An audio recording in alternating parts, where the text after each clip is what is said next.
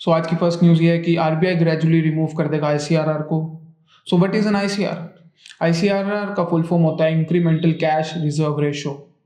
ये एक cash reserve ratio CRR का एक्सटेंडेड फॉर्म है। सो सीआरआर क्या है? तरीके का रिजर्व होता है जो कि कमर्शियल बैंक्स को डिपॉजिट करना होता है, एक परसेंटेज जितना भी उनके पास टोटल डिपॉजिट्स है, to the RBI as a risk security. CRR और आईसीआरआर दोनों मार्केट में मनी सप्लाई को कंट्रोल करने के टूल हैं, और जब भी आरबीआई को सीआरआर के बियॉन्ड एक्स्ट्रा फंड्स डिपॉजिट करवाने होते कमर्शियल बैंक से ताकि मार्केट में लिक्विडिटी मेंटेन हो सके, तो आईसीआरआर का यूज किया जाए। अब लास्ट मंथ 10 अगस्त को जो मॉनेटरी पॉलिसी आई थी उसमें आरबीआई ने अनाउंस किया था सीआरआर 4.5% और आईसीआरआर 10%। अब आरबीआई ने इसलिए अनाउंस किया आईसीआरआर क्योंकि जो बैंक्स का नेट डिमांड और टाइम लायबिलिटी थी वो इंक्रीज हुआ between 10 May and 20 July due to the note ban of 2000 rupees, और इसकी वजह से मार्केट के अंदर मनी सप्लाई को लेकर इंस्टेबिलिटी आ गई थी। अब आईसीआरआर इम्पोज होने के बाद 1 लाख करोड़ रुपीस के अराउंड की लिक्विडिटी को सक कर लिया गया मार्केट में से, जिसे अब धीरे धीरे परसेंटेज वाइज आरबीआई मार्केट में दोबारा रिलीज करने जा रहा है। अब मार्केट के अंदर सडन लिक्विडिटी को लेकर प्रॉब्लम ना आ जाए, इसलिए उसको 3 स्टेजेस के अंदर रिलीज करने का फैसला लिया है, जिसके अंदर हमारी फर्स्ट स्टेज के अंदर 25% ऑफ द आईसीआरआर को रिलीज कर दिया गया है। 25% को 23 सितंबर को रिलीज कर दिया जाएगा। बचा हुआ 50% 7 अक्टूबर को रिलीज कर दिया जाएगा मार्केट के अंदर। So next news is regarding the Saudi Arabia sovereign wealth fund की वो अपने ऑफिस सेटअप कर सकते हैं इंडिया के अंदर। खालिद अल फतेह ने इंडिया के सऊदी इन्वेस्टमेंट फोरम मीट में ये कहा कि वो इंडिया को ऑफर मैच करने का ट्राई करेंगे regarding the investment facilitation. Offer में ये प्लान करा जाएगा कि गिफ्ट सिटी के अंदर वो अपना एक ऑफिस यहाँ पे एस्टैब्लिश करेंगे। पीयूष गोयल जी ने भी ये कहा कि वो भी एक इन्वेस्टमेंट ऑफिस ओपन करेंगे सऊदी में। उसके लिए गिफ्ट सिटी के जो ऑफिशियल्स हैं वो प्लान करेंगे regarding for that. Piyush Goyal ji ने इस वेंचर से होप जताई है कि एक kick start of flow of investment होगा दोनों देशों के बीच में। ये चाह रहे हैं कि bilateral trade between both the nation get doubled from 52 billion to $100 billion. उन्होंने ये भी कहा कि इंडिया सऊदी को फूड सिक्योरिटी प्रोवाइड कर सकता है और Saudi more security of energy, oil and fertiliser provide कर सकता है इंडिया को। लेट्स सी ये वेंचर कितना सक्सेसफुल होगा और इंडिया को कितना बेनिफिट होने वाला है।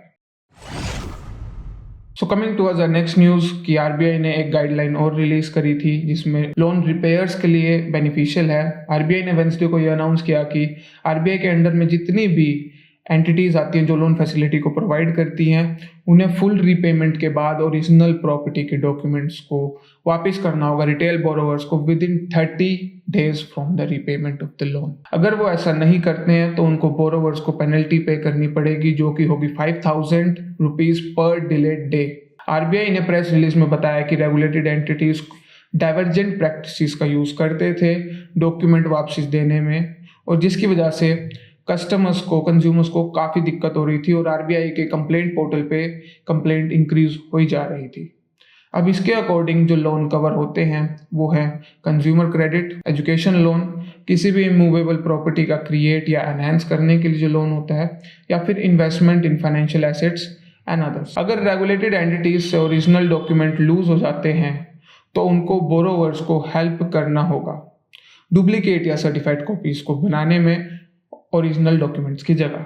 लेकिन इस केस में एडिशनल 30 डेज का टाइम दिया जाएगा हर एक टाइप की एंटिटी को ताकि वो बनवा सके, और पेनल्टी उस एडिशनल 30 डेज के बाद एप्लीकेबल होगी। इस नए डायरेक्टिव के अंडर में जो एंटिटीज आती हैं वो है banks, NBFCs, asset reconstruction companies, local area banks, cooperative banks. ये सारी एंटिटीज इसके अंडर में कवर होती हैं और ये एप्लीकेबल होगा 1 दिसंबर के बाद से।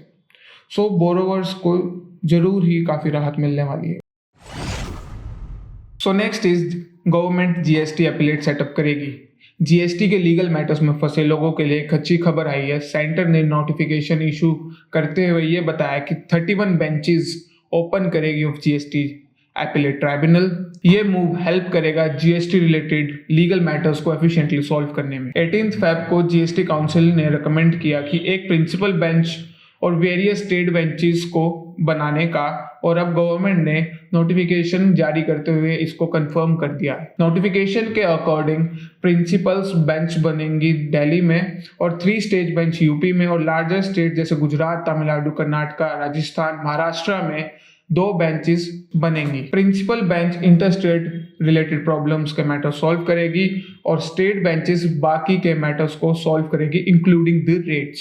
मोर ओवर अपीलेट ट्राइब्यूनल के फैसले को हाई कोर्ट और सुप्रीम कोर्ट में चैलेंज भी किया जा सकता है। इससे पहले बिजनेसेस को हाई कोर्ट में जाना पड़ता था, जो कि काफ़ी लॉन्ग और कॉस्टली प्रोसेस है, और ये फैसला जीएसटी रिलेटेड लीगल मैटर्स को जल्दी और अच्छे तरीके से सॉल्व करने के लिए बनाया गया है और साथ में कोर्ट्स का बर्डन भी कम करेगा। Moving forward towards the last, investors जो आईपीओ के थ्रू रिटर्न्स जनरेट करना चाहते हैं उनके लिए एक अच्छी खबर है। प्राइमरी मार्केट में 7 नए आईपीओ आ रहे हैं अगले 15 दिनों में, इन्वेस्टर्स को जो अच्छे रिटर्न्स जनरेट करने में हेल्प कर सकते हैं। जो आईपीओ आने वाले हैं उस लिस्ट में सबसे फर्स्ट है जेएसडब्ल्यू इंफ्रास्ट्रक्चर, और ये इस मंथ का बिगेस्ट आईपीओ ओपन होने जा रहा है।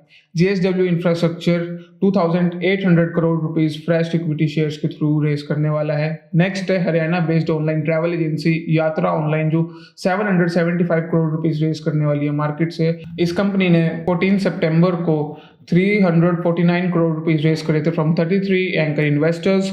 यात्रा आईपीओ फ्राइडे को ओपन हो गया है और वेडनेसडे तक ओपन रहेगा। सो लिस्ट में नेक्स्ट कंपनी है साय सिल्क्स, जो कि mix of 600 crore rupees fresh issue and 2.71 crore rupees of offer from sale of promoters का रहेगा। इसके अलावा लिस्ट में है सामी होटल्स, जिसका आईपीओ साइज है 1370 करोड़। फिर है Zaggle Prepaid with IPO size of 563 crore, जो थर्सडे को ओपन हो चुका है और मंडे तक क्लोज होने वाला है। ऑल्सो मनोज वैभव जेम्स, जिसका इशू साइज है 270 CR, और सिग्नेचर ग्लोबल, जिसका आईपीओ साइज है 730 CR। This can be a good opportunity for the investors to earn returns from IPO, लेकिन इन्वेस्ट करने से पहले हमेशा अपनी एनालिसिस और रिस्क को एस्टिमेट जरूर करें। इस वीडियो में बस इतना ही। सी यू नेक्स्ट टाइम।